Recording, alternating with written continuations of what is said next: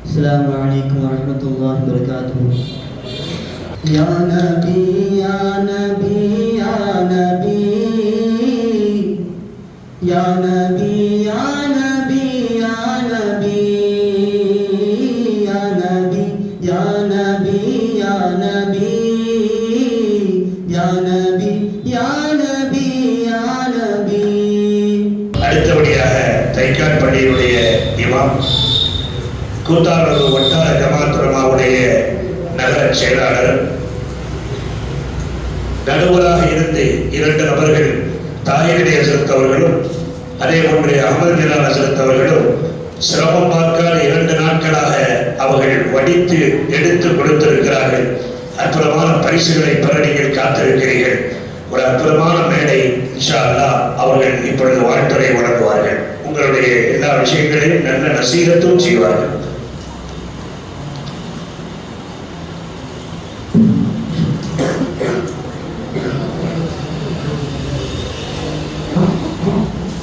الحمد لله والصلاة والسلام على رسول الله. السلام عليكم ورحمة الله أيها الأخوة في الله. قال الله تعالى في القرآن العظيم والفرقان المجيد: أعوذ بالله من الشيطان الرجيم. بسم الله الرحمن الرحيم. الرحمن علم القرآن خلق الإنسان علمه البيان. وقال نبينا محمد صلى الله عليه وسلم: نظر الله امرأ سمع مقالتي ووعاها وحفظها إلى آخره. صدق الله العظيم. அளவற்ற அருளாளரும் நிகழற்ற பொழுதுமாகிய எல்லாம் வல்ல அல்லாஹ்வின் திருநாமத்தால் அல்லாஹ்வின் அருளும் அன்னபி பெருமானார் ஸல்லல்லாஹு அலைஹி வஸல்லம் அவர்களுடைய நல்லாசிகளும் நல்லோர்கள் நாதாக்கள் மேல் மக்களுடைய துஆ பரக்கத்துகளும் இந்நேரம் போல் என்றென்றும் நம்மீது நின்று நிலவட்டமாக. சிறப்பான இந்த நிறைவு விழாவின் தலைவர் அவர்களே, இங்கே விஜயம் தந்திருக்கக்கூடிய மன்பூர் உலா சொசைட்டியின் அருமைக்குரிய நிர்வாக பெருமக்களே, ஜமாத்தார்களே, இருவரும் அரபு கல்லூரிகளின் மாணவ பெருமக்களே, இங்கே வருகை தந்திருக்கக்கூடிய அருமைக்குரிய ஆணின் பெருந்தகைகளே, அல்லாஹ் ஜல்லஷானஹு தஆலா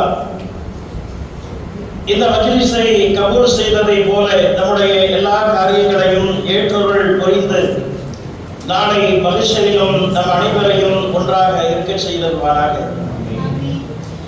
அன்புக்குரிய பெருமக்களே, மாணவ கண்மணிகளே, லஜ்னத்து மன்பாயில் வாழிலின் சொற்பயிற்சி மன்றத்தின் 92வது நிறைவு விழாவில் கிட்டத்தட்ட 100வது விழாவை நெருங்கிக் கொண்டிருக்கக்கூடிய இந்த காலகட்டத்தில் இன்றைய வருடத்தின் நிறைவு விழாவில் நாம் எல்லாம் இருந்து கொண்டிருக்கின்றோம்.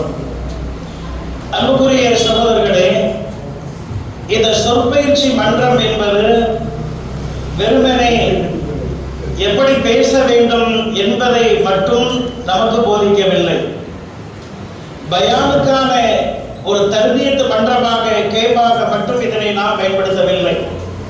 நிறைய நபர்கள் நினைத்துக் கொண்டிருக்கலாம், பயானுக்காக பயிற்சி எடுக்கக்கூடிய இடம் என்று ஜமாத்தார்களிலே பல நபர்கள் நினைத்துக் கொண்டிருக்கலாம். ஆனால் ஒரு மாணவனை உள்ளபடியே மிகச் சிறப்பாக வார்த்தெடுக்கக்கூடிய ஒரு இடமே இந்த மன்றம் தான். எப்படி என்று சொன்னால், சில மாணவர்கள் இருப்பார்கள், பாடத்திற்கு கூட தாமதமாக வருவார்கள், எப்போது பார்த்தாலும் தாமதமாக வருவார்கள். சில அனுபவங்களை வைத்து நான் சொல்லுகிறேன். அவர்களை ஆசிரியர்கள் திருத்தி பார்ப்பார்கள், சத்தமிடுவார்கள், வெளியே நிறுத்தி வைப்பார்கள். ஆனாலும் கூட அவர்களால் தங்களை திருத்திக் கொள்ள முடியாது. ஏனென்றால் இது ஒரு வியாதி. தாமதம் என்பது ஒரு வியாதி. எவ்வளவுதான் சொன்னாலும் அதனை எடுத்துக்கொள்ளக்கூடிய ஒரு நிலைமையில் அவர்கள் இருக்க மாட்டார்கள். அப்படிப்பட்ட மாணவர்களும் கூட இந்த மன்றத்தினுடைய இந்த தர்பியத்தில் மன்றத்திற்கு தவறாமல் சரியான நேரத்தில் அவர்கள் வந்து விடுவார்கள். அதே போன்று தாமதிக்காமல் வந்து விடுவது மட்டுமல்ல, எல்லா விதமான காரியங்களுக்கும் இங்கே அவர்கள் பயிற்சி பெறுகின்றார்கள். இப்போதெல்லாம் பேசுவதற்கு இது போன்ற ஒரு அழகான அற்புதமான ஸ்டாண்ட் இங்கே ஸ்டீலில் செய்யப்பட்டு இங்கே மிக அருமையாக வைக்கப்பட்டிருக்கிறது. ஒரு காலத்தில் இதுவெல்லாம் இருக்காது, வெறுமனே மரக்கட்டையில் செய்து வைத்திருப்பார்கள். அதற்கு முன்பு ஒரு காலத்தில் மன்றத்தில் பேச வேண்டுமானால் மரத்தினால் செய்யப்பட்ட ஸ்டேஜ்கள் கூட கிடையாது. ஒவ்வொரு வாரமும் மாணவர்கள் நாங்கள் ஓதக்கூடிய காலத்தில் அப்படித்தான் இருந்தது. அதை நான் சொல்கிறேன். தங்களுடைய ரங்கு பெட்டியை தூக்கி கொண்டு வர வேண்டும். ஒரு 2, 3, 4 பெட்டிகளை அப்படியே அடுக்கி வைத்து ஒரு ஸ்டாண்ட் மாதிரி ஒன்றை செய்து அதன் பின்பு ஒரு அழுக்காக இருக்கக்கூடிய ஒரு போர்வையை, யாரிடமாவது ஒரு போர்வையை வாங்கி வந்து அதை போர்த்தி வைத்து அதன் மேல் ஒரு சிறிய பூக்கொத்தை வைத்து அற்புதமான ஒரு ஸ்டேஜை மாணவர்கள் தயார் செய்து பேசக்கூடியவர்களுடைய பேச்சை ஆர்வத்தை அதிகரிக்க வேண்டும் என்பதற்காக இப்படிப்பட்ட ஒரு ஏற்பாடுகளை மாணவர்கள் ஒரு காலத்திலே செய்வார்கள். அன்புக்குரிய சகோதரர்களே, இப்படி ஒரு விஷயத்தை அற்புதமாக வடிவமைக்கக்கூடிய இந்த ஆற்றலை மாணவர்கள் இந்த மன்றத்திலே அவர்கள் பெறுகிறார்கள். பாயை விரித்து வைப்பதில் இருந்து, அருமையான முறையில் டீ போடுவதில் இருந்து, முன்பெல்லாம் மன்றத்திற்கு மாணவர்கள் தான் டீ போட வேண்டும். இங்கும் அப்படித்தான் இருந்தது என்று நினைக்கிறேன். ஆக எப்படிப்பட்ட ஒரு பக்குவத்தை எல்லாம் மாணவர்கள் பெறுகின்றார்கள் இந்த இடத்திலே என்பதை நான் சொல்ல வருகிறேன்.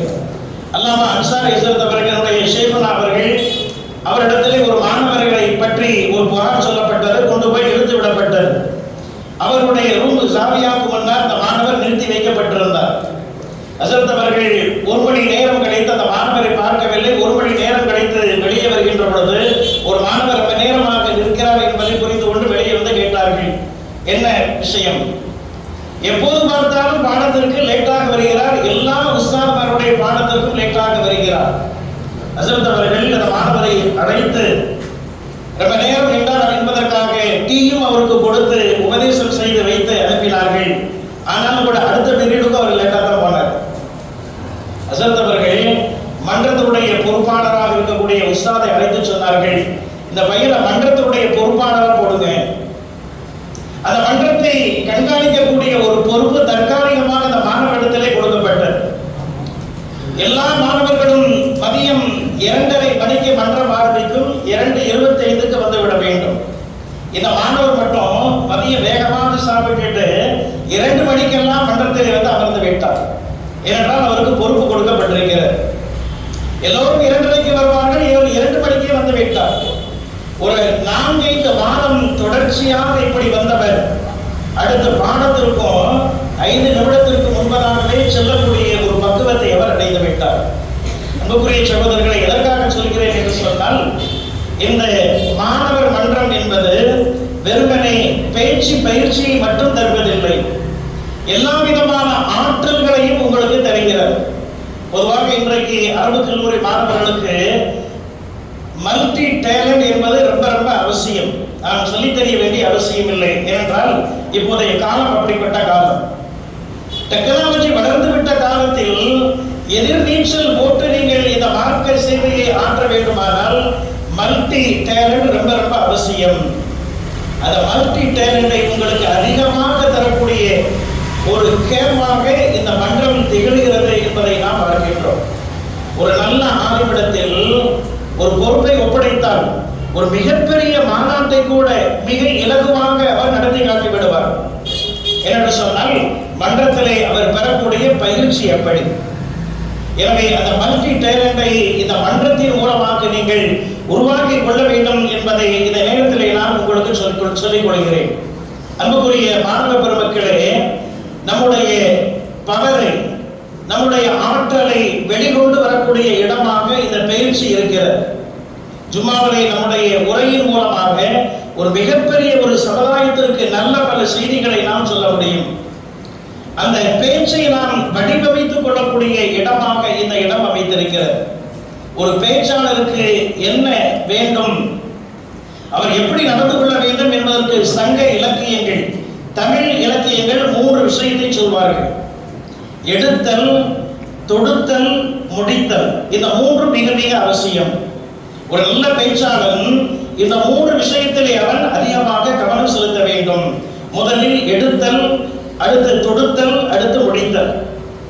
இந்த 3ஐயும் அவர் அமைத்துக் கொள்ளக்கூடிய விதத்தில் தான் அவருடைய பேச்சினுடைய போங்கும், மக்கள் அவர் மீது ஈர்க்கக்கூடிய காரணமும் அமைந்திருக்கும். அன்புக்குரிய சகோதரர்களே, 2 நாள் போட்டி நடந்தது. 2ஆம் நாளிலே நம்முடைய கல்லூரி முதல்வர் அவர்கள் பிள்ளைகளாக இவங்களுக்கு எல்லாம் சொன்னார்கள், எடுத்தவுடன் நண்பதுகோ வனுசூரியானா ரசூலில் கரீம் என்பதும், இந்த ஹம்து ஸலவாத்தும், எடுத்த எடுப்பில் ஓதக்கூடிய இந்த ஆயத்தும், நீங்கள் ஓதக்கூடிய இதை ஓதுகின்ற பொழுது நடுவர்கள் உங்களுடைய திறமையை கணித்து விடுவார்கள் என்று சொன்னார்கள். இது 100க்கு 100 உண்மை. இது எடுத்தல். எடுப்பு, பேச்சுடைய முகப்பு என்பது மிக மிக அவசியமாக இருக்கும். பெரும்பாலும் நம்ம ஜும்மாவில் பேசும் பொழுது இருக்கக்கூடிய மக்கள் எல்லாம் பெரும்பாலும் தூக்கத்திற்கும் விழித்தலுக்கும் இடைப்பட்ட நிலைமையில் தான் இருப்பார்கள். ஒரு 10 நிமிஷம் பேசின உடனே எல்லாருமே ஆனவல் அருவானுக்கு போயிடுவாங்க. கடைசியில் வாக்குறுதி தாழ்வானா சொல்லும் பொழுது யார் எழுதி விட்டாலும் தெரியல, எங்கிருந்த வெளுக்கு வருமோ தெரியல, எழுந்துருவாங்க. நாம அனுபவபூர்வமாக பார்க்கக்கூடிய விஷயம் அது. இந்த எடுத்தல் என்பது எவ்வளவு மிக அழகாக இருக்கின்றதோ அது எல்லாருடைய கவனத்தையும் நம் மீது திருப்பி பார்க்க வைக்கும். எனவே எடுத்தல் மிக மிக அவசியம். அடுத்து தொடுத்தல். இடைப்பட்ட கருத்துக்களை பாயிண்டுகளாக மிக அழகாக நாம் சொல்ல வேண்டும். இந்த தொடுத்தல் என்பதற்கு கண்டென்ட் பிரிபரேஷன் மிக மிக அவசியம். என்ன தலைப்பினை நாம் பேசுகின்றோமோ அது சம்பந்தப்பட்ட அந்த செய்திகளை எல்லாம் நாம் கேடர் பண்ணி அதை மிக சரியான முறையில் எதை முதலில், எதை அடுத்து, அதை அடுத்து எது என்பதை சரியான முறையில் அமைத்துக் கொண்டோம் என்றால் சொல்ல வேண்டிய செய்தி மக்களை மிக அழகாக போய் அடையும். அடுத்து முடித்தல். குறிப்பிட்ட நேரத்திலே நாம் முடித்து விட வேண்டும். அசல் அவங்க இவ்வளவு நேரம் எனக்கு கொடுத்திருக்காங்கன்னு தெரியல. முடித்தல் என்பது மிக மிக அவசியம். இது ஆரம்பத்தில் இருக்கக்கூடிய 2ஐ விட முடித்தல் ரொம்ப ரொம்ப அவசியம்.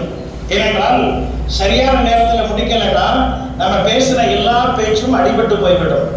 அல்லாமா டிஜே ஹஸ்ரத் அவர்கள் ஒரு செய்தி ஒன்றை சொல்வார்கள்.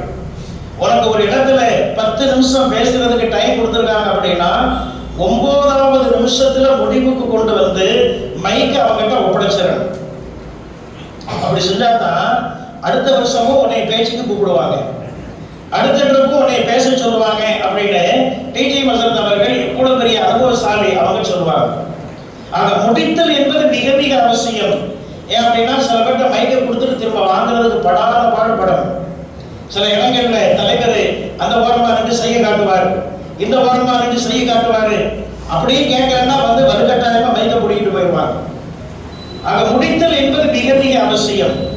உட்ரோ வில்சன் அமெரிக்காவுடைய 28வது ஜனாதிபதியாக இருந்தவர். ஒரு மிகப்பெரிய ஒரு கல்லூரி பேராசிரியர், மிகப்பெரிய பேச்சாளர்.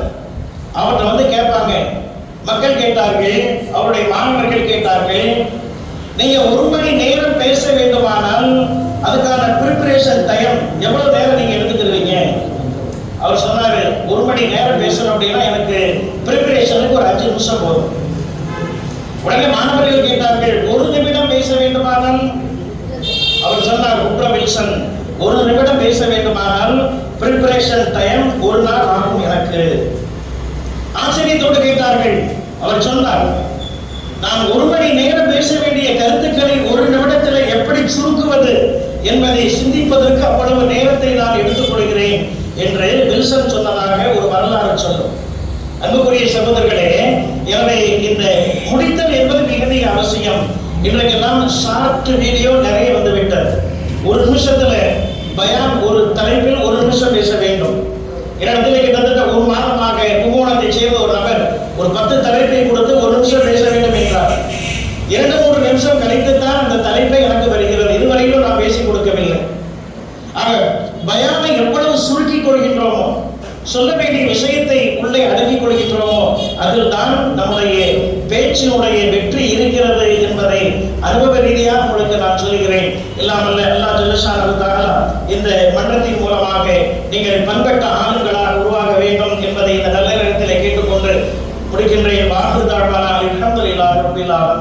அஸ்ஸலாமு அலைக்கும் வரஹ்மத்துல்லாஹி தஆலா வபரகாத்துஹு.